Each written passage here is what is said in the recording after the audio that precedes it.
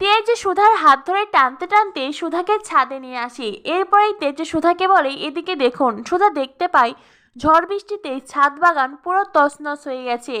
তেজ সুধাকে বলে, আমাদের জীবনটা এমন সুধা, এক একটা ঝড় আসে আর সব কিছু এলোমেলো করে দেয়।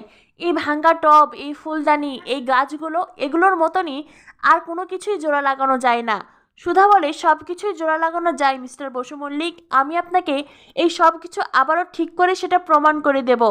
তখনই তেজ সুধাকে বলে, এইসব আপনার কাজ নয়, এগুলো ছেলেদের কাজ, আপনি চলুন। সুধা বলে, মিস্টার বসু মল্লিক, কাজ কখনো ছেলে মেয়ে হিসেব করে হয় না। যেই কাজ ছেলেরা করতে পারে সে একই কাজ মেয়েরাও করতে পারে, আর আমি সেটা আপনাকে প্রমাণ করে দেব। আমি এই সমস্ত কিছু আবারও ঠিকঠাক করে দেব, আর সেই সঙ্গে ঠাম্মির বিশ্বাসটাও ফিরিয়ে আনবো। তেজ বলে, আপনি যা ইচ্ছে তাই করুন, যখন এই কাজগুলো করতে পারবেন না আপনি নিজে নিজেই ঘরে চলে আসবেন। এই বলে তেজ ছাদ থেকে নিচে নামতেই ছোটকা তেজকে বলে, তেজ তুই এত বড় একটা সত্যি পরিবারের কাছ থেকে লুকিয়ে গেলি, কিন্তু কেন? তুই কেন মাকে বললি না শুধু ডিভোর্সই?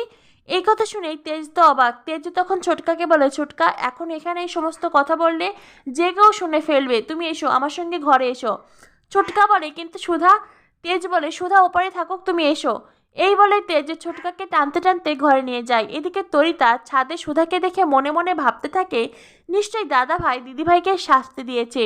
এরপর তরিতা এসে নাটক করে বলে, দিদিভাই আমি কি তোমাকে সাহায্য করব? সুধা বলে, কোনো কিছুর প্রয়োজন নেই তরিতা, আমি একাই পারবো। তরিতা বলে, দাদাভাই কি তোমাকে শাস্তি দিয়েছে? সুধা বলে, আমাকে উনি শাস্তি দিবেন কেন? আমি একা একাই দায়িত্ব নিয়েছি সবকিছু আগের মতন ঠিক করে দেওয়ার। এরপরে তরিতা সুধার অনেকটা গুছিয়ে ফেলা কাজকে আবারও অগোছালো করে দেয়, আর তারপরে ছাদের দরজা বন্ধ করে ওখান থেকে চলে যায়। আগামী পর্বে দেখানো হবে প্রচন্ড ঝড় বৃষ্টি শুরু হয়, কিন্তু সুধা বাহিরে আসতে পারে না, ছাদেই অজ্ঞান হয়ে পড়ে থাকে। তখনই সেখানে তেজ আসে, আর তেজ এসেই সুধাকে কোলে করে ঘরে নিয়ে আসে।